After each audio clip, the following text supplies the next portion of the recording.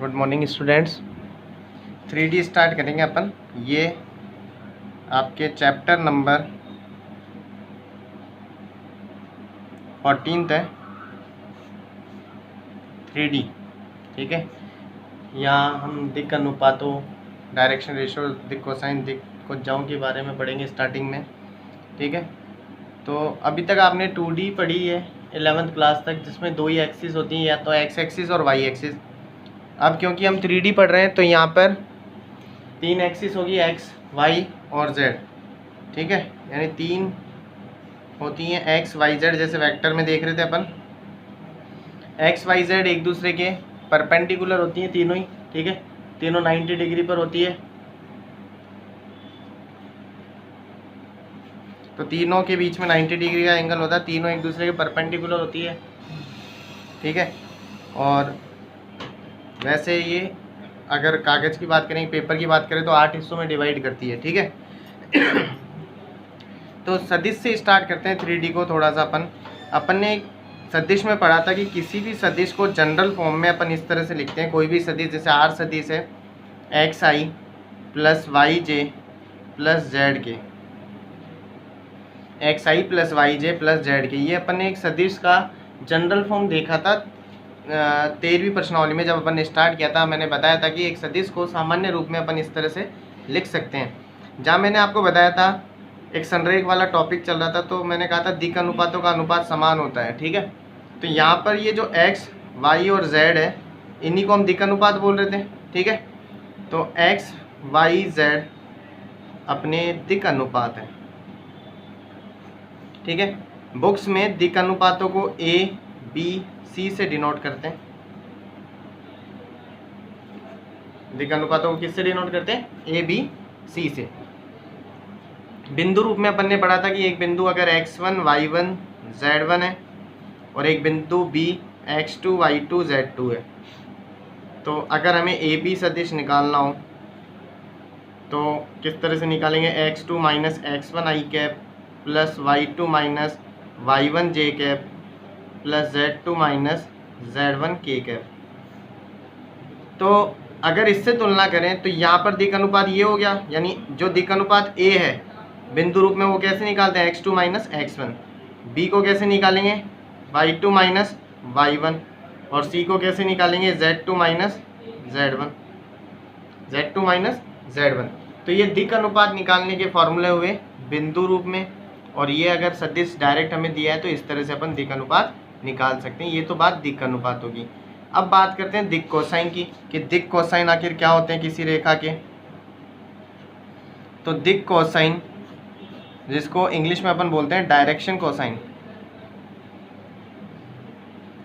जिसका मतलब डायरेक्शन से। तो देखो ये 3D है, तो 3 एक्सिस चलेंगे ये अपने, एक्स, वाई और जेड, और ये मूल बिंदु।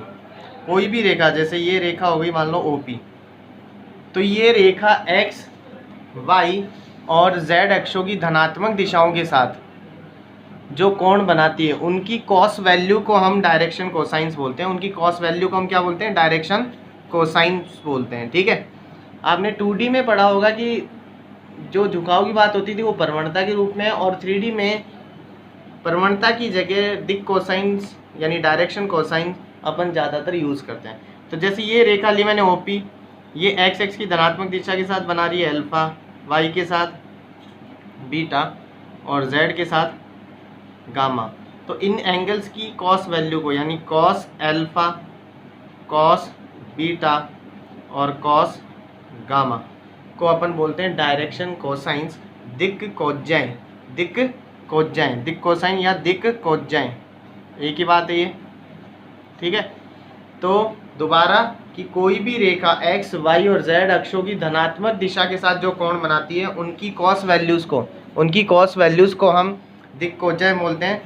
यानी एक्स के साथ अल्फा बनाए तो कॉस अल्फा, वाई के साथ बीटा बनाए तो कॉस बीटा, जेड के साथ गामा बनाए तो कॉस गामा, और इनको हम दिक् कोज्जाओं को LMN से डिनोट करते हैं। तो cos alpha equals to M, cos beta equals to M, cos gamma equals to N. Cos alpha बराबर L हो गया, कॉस बीटा बराबर M हो गया, कॉस गामा बराबर N हो गया। इनमें एक रिलेशन होता है that L² plus M² plus N square बराबर 1 होता है। तो अगर एल की जगह हम रखते हैं कॉस अल्फ़ा यानी कॉस स्क्वायर अल्फ़ा, एम की जगह अगर हम रखते हैं कॉस स्क्वायर बीटा, एन की जगह कॉस स्क्वायर गामा बराबर 1। ठीक है, तो cos square alpha plus cos square beta plus cos square gamma भी कितना हो गया 1। यहीं से अगर एक और रिलेशन लेकर आए तो आप देखोगे कि कॉस स्क्वायर अल्फ़ा को हम लिख सकते हैं 1 minus sine square alpha, cos square beta को हम लिख सकते हैं 1 माइनस साइन स्क्वायर बीटा, और कॉस स्क्वायर गामा को हम लिख सकते हैं 1 माइनस साइन स्क्वायर गामा बराबर 1। ये 1 से 1 कट गया और ये तीनों माइनस के उधर जाकर प्लस के हो गए, यानी sine square alpha plus sine square beta plus sine square gamma. ये तो चले गए तीनों RHS में और इधर LHS में बच गया 1 और 1 2। तो आपसे एग्जाम में पूछ सकता है कि sine square alpha plus sine square beta plus sine square gamma में क्या रिलेशन होता है। रिलेशन है साहब इनका योगफल, इनके स्क्वायर का योगफल 2 होता है। Cos square alpha plus cos square beta plus cos square gamma कितना होता है 1।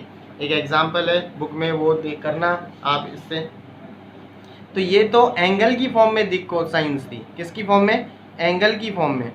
ठीक है, दिक अनुपातों के फॉर्म में दिक कोसाइन कैसे निकाल सकते हैं अपन, कि अगर हमें किसी रेखा के दिक अनुपात दे दिए, अगर हमें किसी रेखा के दिक अनुपात दे दिए, ठीक है, एक रेखा के दिक अनुपात दे दिए अपन को, एक रेखा के दिक अनुपात, एक रेखा के दिक अनुपात ABC है, क्या है ABC। तो L निकालते हैं अपन इस फॉर्मूले से, A/√A² plus B² plus C²। M निकालेंगे B/√A² plus B² plus C², और N निकालेंगे C/√A² plus B² plus C²। ठीक है, तो इस तरह से अपन दिक अनुपातों के रूप में दिक को जो ऐसे निकाल सकते हैं।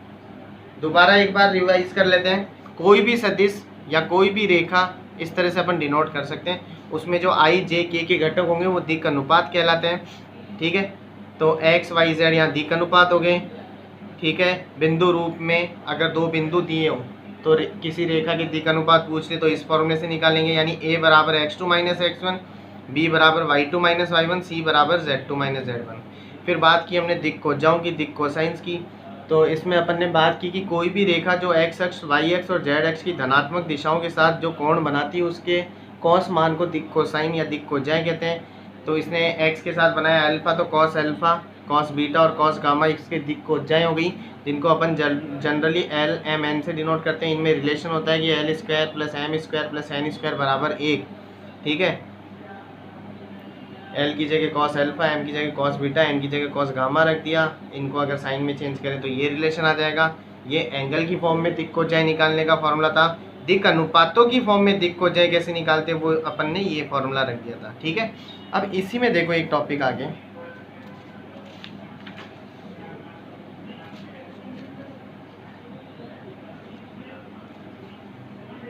एक्स अक्ष के दिक कोसाइन।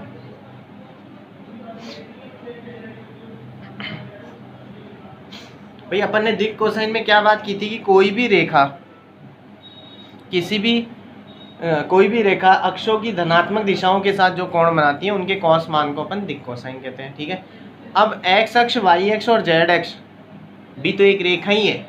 तो अगर एक्स अक्ष की दिक कोसाइन पूछे तो यहाँ पर क्या बात होगी कि एक्स अक्ष खुद इन तीनों के साथ जो कोण बनाएगी उसके कॉस मान को दिक कोसाइन कहेंगे। तो एक्स अक्ष खुद के साथ बनाती है 0, क्या बनाती है 0। तो पहले आएगा L बराबर कॉस 0, फिर y के साथ x होता है लंबवत यानी कॉस 90, और z के साथ भी होता है लंबवत यानी कॉस 90।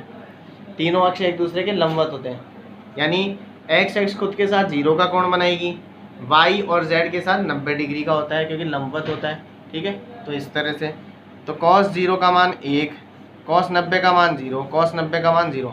तो x अक्ष की दिक कोसाइन होगी 1 0 0। ध्यान देना, दिक कोसाइन और दिक अनुपात एक दूसरे के समानुपाती होते हैं। दिक कोसाइन व दिक् अनुपात समानुपाती होते हैं, यानी एक दूसरे के रिलेशन में ही रहते हैं, ठीक है, रिलेट करते हैं एक दूसरे से। जब हमें दिक् कोसाइन दी और दिक् अनुपातों की ज़रूरत हो तो अगर हम निकाल नहीं सके तो हम डायरेक्टली उनको वैसे ही यूज़ कर सकते हैं, ठीक है।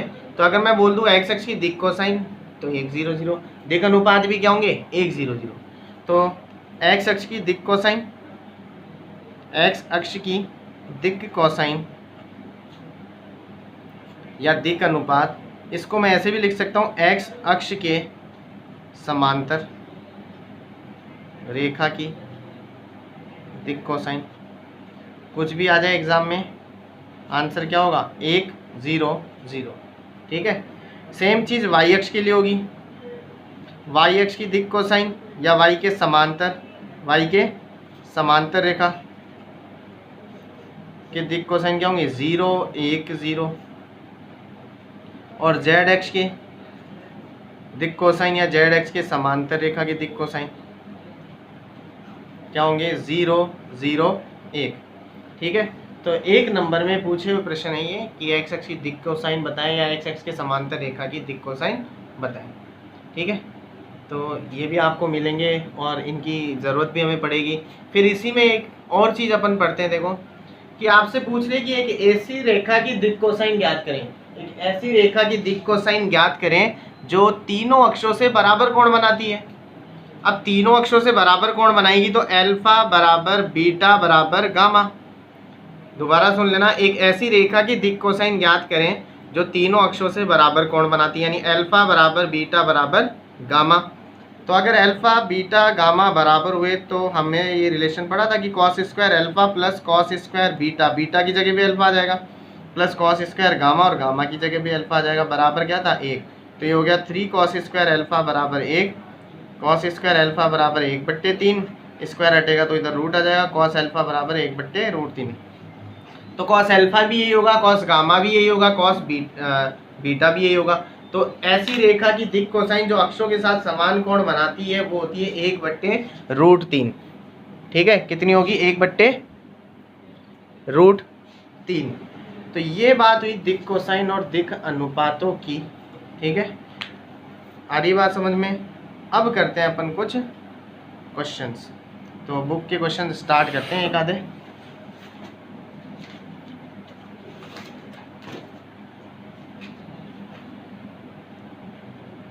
पहला क्वेश्चन, ठीक है, बुक का यही है कि एक ऐसी रेखा की दिक् कोसाइन ज्ञात करें जो अक्षों के साथ समान कोण बनाती है। ये फर्स्ट क्वेश्चन है 14.1 का। तो अगर अक्षों के साथ समान कोण बनाएगी तो आप लिख लेना अल्फा बराबर बीटा बराबर गामा, तो cos square alpha plus cos square, यहाँ लिख देना cos square alpha plus cos square beta plus cos square gamma बराबर हो जाएगा 1। अल्फा बीटा गामा सबकी जगह 1 आ जाएगा, तो 3 कॉस स्क्वायर अल्फा बराबर 1, स्क्वायर हटेगा तो 2 चिन्ह आ जाएंगे, प्लस और माइनस का, ठीक है। तो L M N तीनों प्लस माइनस 1/√3 आ गए, ठीक है। फिर देखें इसमें आगे एक सेकंड क्वेश्चन,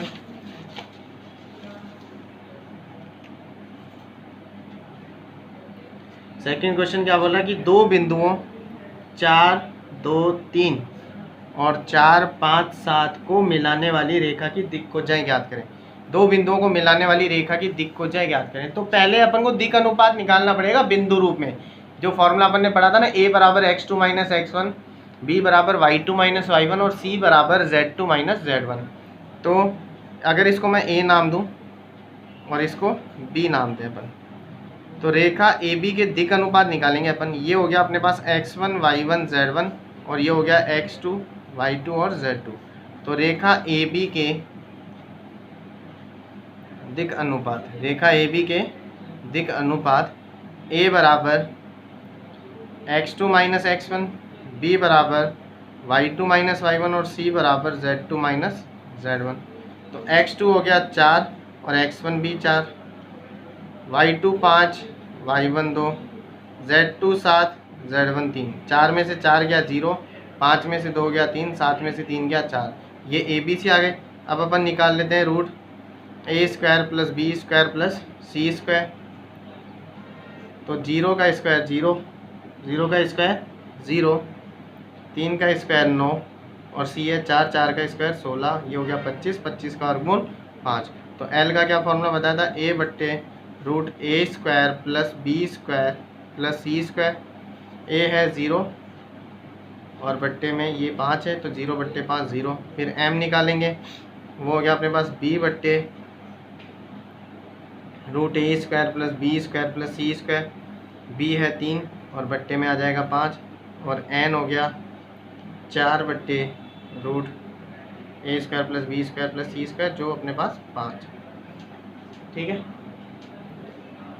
चलो एक बेसिक अपन बात करते हैं। आपसे मान लीजिए इस तरह से क्वेश्चन दे दिया जाए, 0 -1 1, ये फर्स्ट, सेकंड 0 1 0, थर्ड -2 1 0, फोर्थ 1 बट्टे रूट 3 -1 बट्टे रूट 3 1 बट्टे रूट 3। और ये बोल दिए कि ये 4 आपको दिए हैं, इनमें से कौन सी किसी रेखा की दिक् कोसाइन हो सकती है। ठीक है, दिक् अनुपात तो हो सकते हैं ये, लेकिन दिक् कोसाइन पूछ रहा है कि इनमें से कौन सी किसी रेखा की दिक् कोसाइन हो सकती है। तो दिक् कोसाइन होने के लिए आपको ये ध्यान में रखना है कि L square plus M square plus N square हमेशा 1 होना चाहिए। अगर 1 नहीं है तो वो दिक् कोसाइन नहीं हो सकती। तो इसका स्क्वायर करते हैं, ध्यान देना, 0 का स्क्वायर 0, -1 का स्क्वायर 1, 1 का स्क्वायर 1, ये तो 2 आ गया, यानी ये दिक् कोसाइन नहीं है, ये दिक् कोसाइन नहीं है, ये गलत हो गया। फिर इधर 0 का स्क्वायर 0, 1 का स्क्वायर 1, 0 का स्क्वायर 0, ये आ गया 1, यानी ये दिक् कोसाइन है। इसमें करते हैं -2 का स्क्वायर 4, 1 का स्क्वायर 1, 0 का स्क्वायर 0, ये आ गया 5, ये दिक् कोसाइन नहीं है। इसमें करते हैं 1 बट्टे रूट 3 का स्क्वायर, नीचे कर रहा हूँ, 1 बट्टे रूट 3 का स्क्वायर 1 बट्टे 3 प्लस -1 बट्टे रूट 3 का स्क्वायर 1 बट्टे 3, 1 बट्टे रूट 3 का स्क्वायर 1 बट्टे 3, एलसीएम 3, 1 प्लस 1 प्लस 1 3 बट्टे 3, कितना हो गया 1। तो ये दिक् कोसाइन हो सकती है। ठीक है, तो ये ध्यान रखना। आगे करते हैं तीसरे प्रश्न में।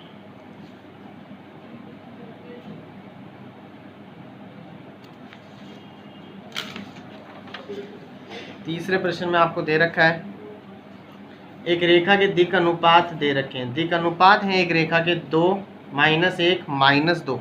तो इसकी दिक् को जाए ज्ञात करें, ये है A दिक् अनुपात, ये B -1 और C कितना -2।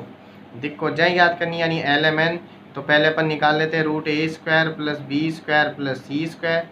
तो 2 का स्क्वायर 4, -1 का स्क्वायर 1, -2 का स्क्वायर 4, 4 5 9, 9 का वर्गमूल 3।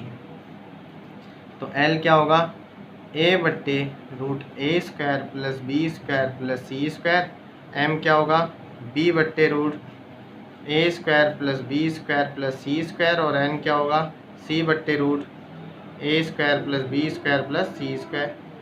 a है 2 बट्टे में 3, -1 बट्टे में 3, -2 बट्टे में 3। ठीक है, बिल्कुल इजी क्वेश्चन। ठीक है,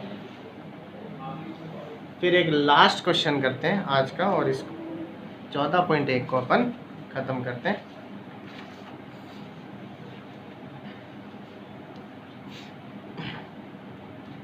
प्रश्न नंबर 4, अच्छा क्वेश्चन है, ध्यान से देखना। एक सदिश आर सदिश एक्स वाई जेड अक्षों के साथ क्रमशः 45, 60 डिग्री 120 डिग्री का कोण बनाता है।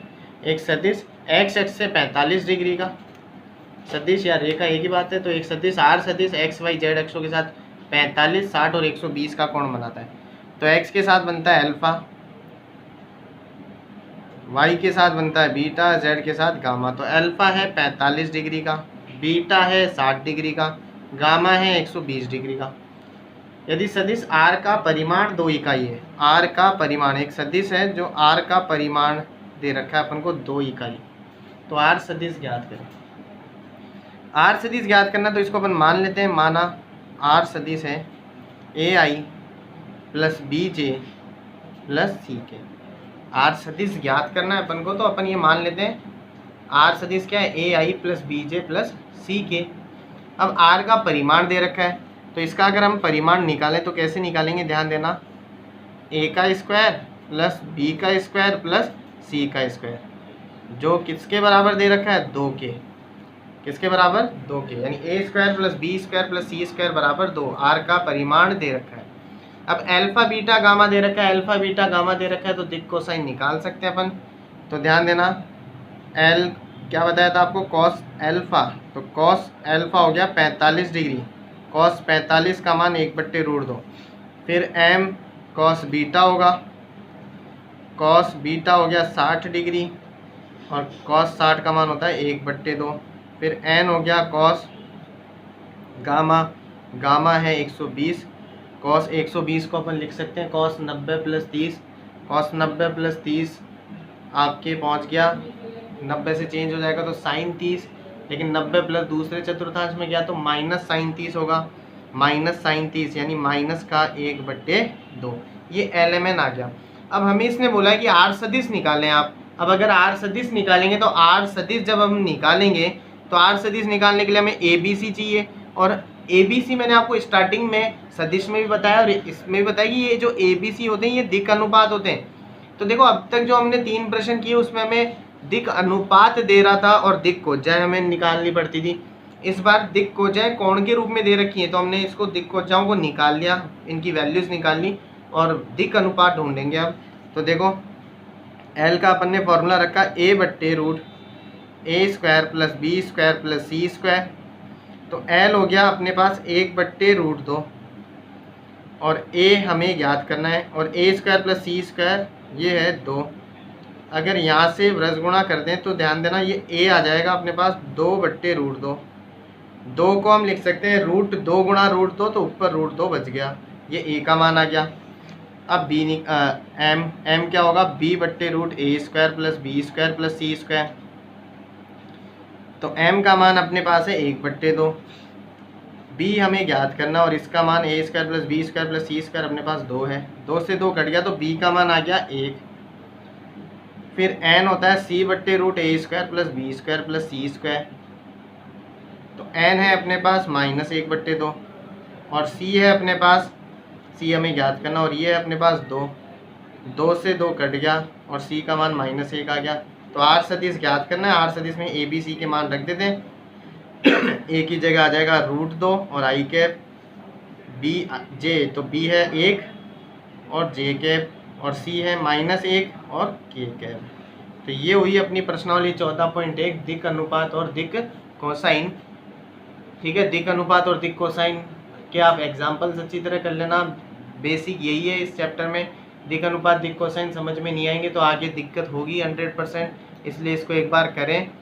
कल करेंगे अपन रेखाओं के समीकरण। ठीक है, थैंक यू।